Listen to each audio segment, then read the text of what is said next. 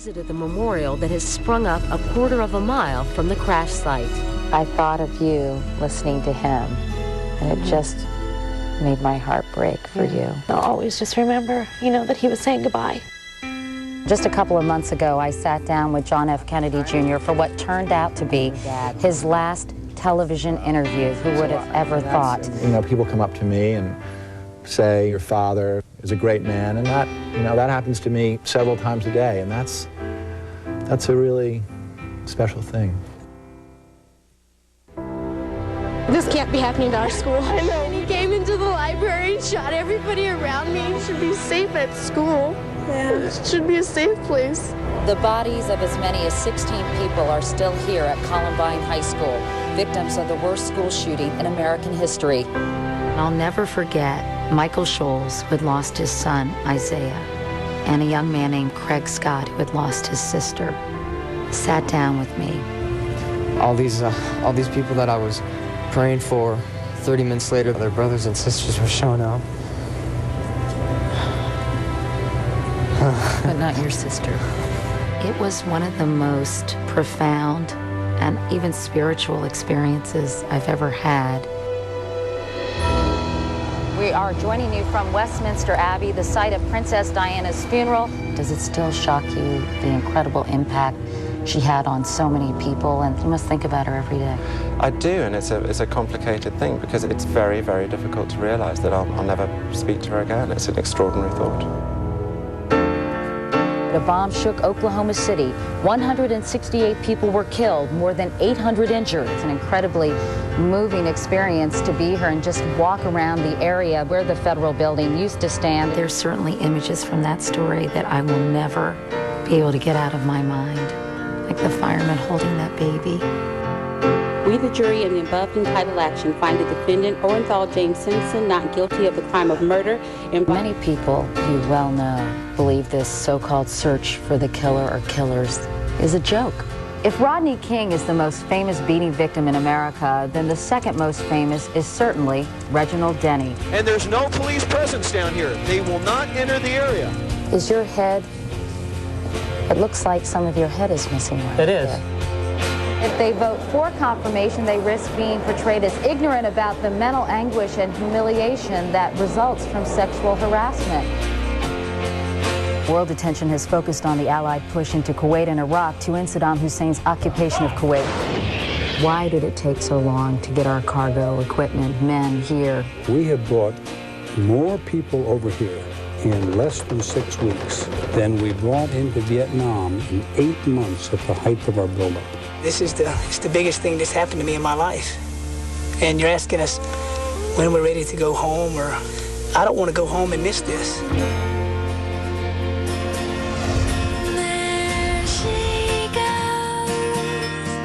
There she goes again, racing through my brain. There are days I watch what she does on the air and I think I couldn't do that. And I don't know that many people could.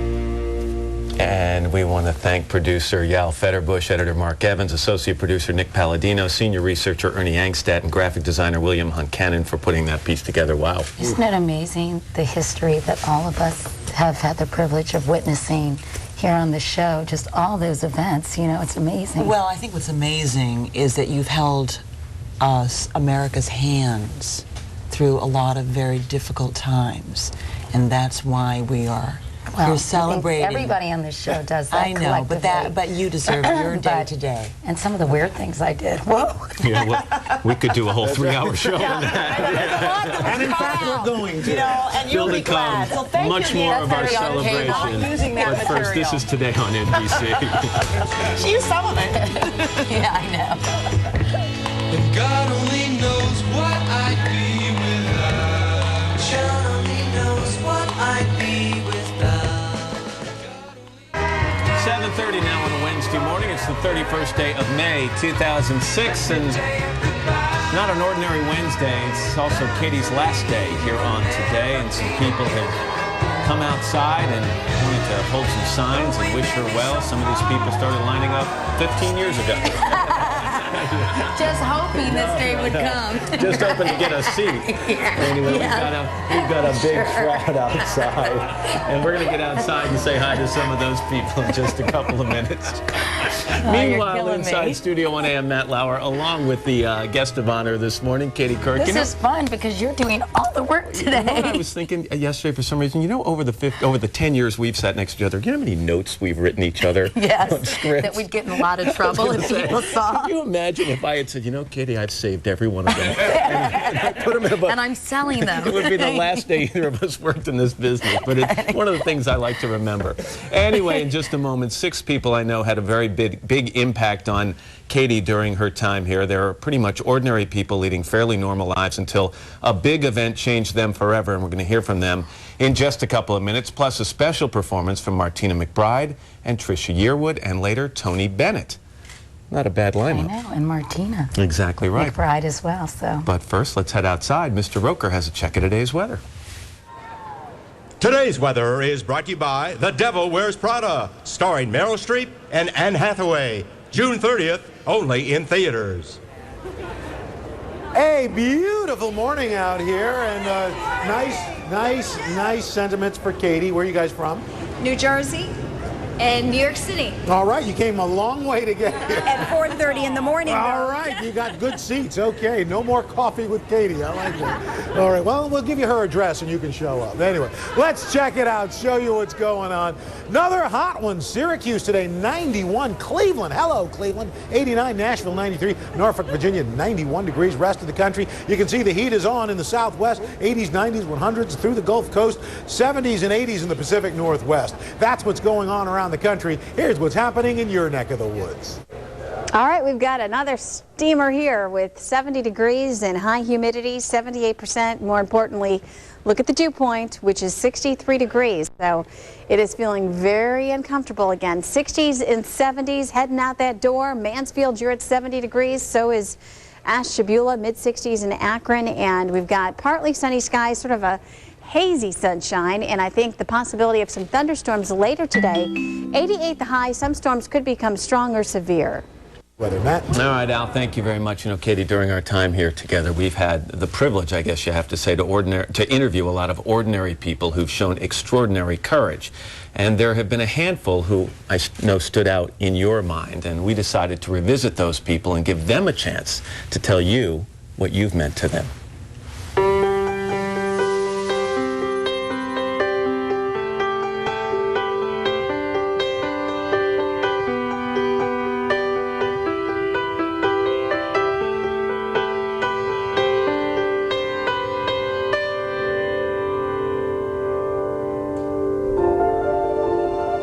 My name is Trisha Miley. Another name that I'm known by is the Central Park Jogger. I spoke to Katie back in April of 2003. Do you think you'll ever really know what happened that night in Central Park? No, I mean, I'll never know. The piece that we did documented my recovery from the brutal attack, beating, and rape in New York City's Central Park back in 1989. Initially, I felt it was a big risk to go public. I really wondered how the media would portray me, and I didn't want my story to be sensationalized.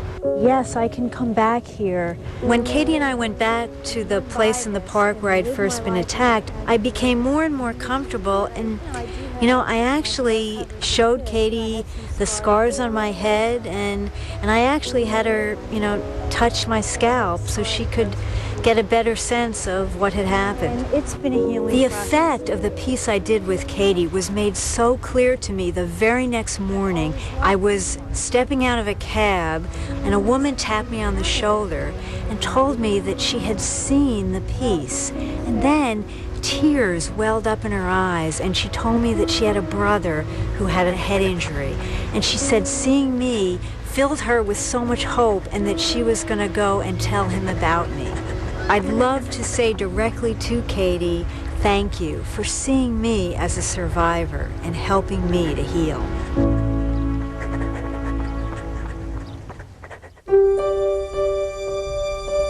My name is Orly Brown. I don't think I've done that much, but you would probably say that I've helped students in and out of college.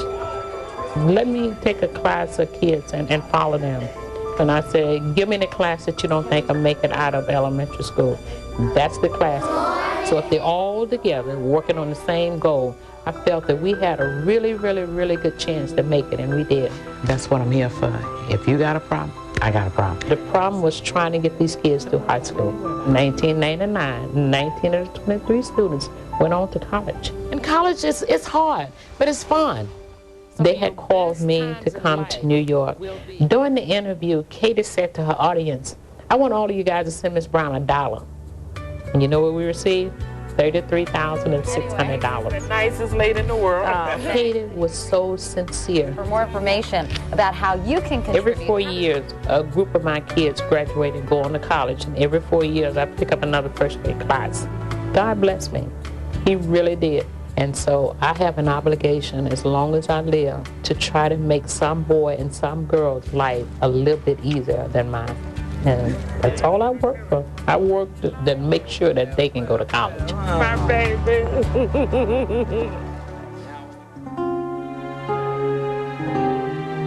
My name is Jack Clausing. My name is Patsy Clausing. My son Mitchell was diagnosed with brain cancer, and we were flying to New York to Sloan Kettering for treatment. Angel Flight folks had generously donated their services to us to get Mitchell there on time. Whiskey Bravo 3023. And Katie was doing a story on Angel Flights, and she met us at the airport. Nice to meet you. I'm here welcoming you to New York. Hey, Mitchell. I'm Katie. How are you, sweetie? You've been sleeping, huh? Mitchell wasn't doing very well at the time. His brain had swollen, so he wasn't very cognizant of what was going on around him. Does he get a little sick from flying, or just the medicine? Just the medicine. The medicine, yeah. She was very nice to me. She was very wonderful for Mitchell. She had real concern and real heartfelt feelings for my son. Just in that short period, that short time that we met. Feel good to be on solid ground again? I just couldn't believe that he was involved with such a caring. Angel Flights, Katie, the Today Show, I was just so proud. He battled that for 13 months, and he passed away in January 31st, 2004. He's so much a part of our life. There isn't going to be a day that goes by that we don't talk about him.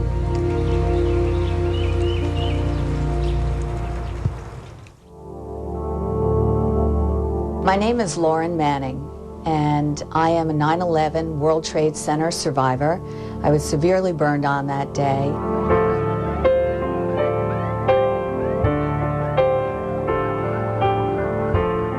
Six months after 9/11, my husband had published a book, Love, Greg and Lauren, and it was at that time that Katie invited us on the show. Lauren, I know you said to your husband, Greg, I was on fire. I ran out. I prayed to die. Then I decided to live for Tyler and for you. It was a fleeting moment because I did not want to die. I prayed to God. I screamed to God to let me live for Tyler and my husband. That's what I wanted to do. I just wanted to live. It works out not only your legs. In meeting her and talking to her, I felt that it helped heal me as well. It was something from the inside out that in sharing my story really impacted me personally and very positively, just to share it with the world out there and know that she was at my side doing it. But you've come so far. But through hard work, I mean, there's no way I'm not going to have 100% functionality. I won't let it happen. So Thousands upon thousands of letters and gifts and notes and emails came as a result of being on the show. To this day, I am enormously thankful to what Katie was able to do, along with my husband's beautiful book, reaching out to the masses and getting them involved in my particular struggle.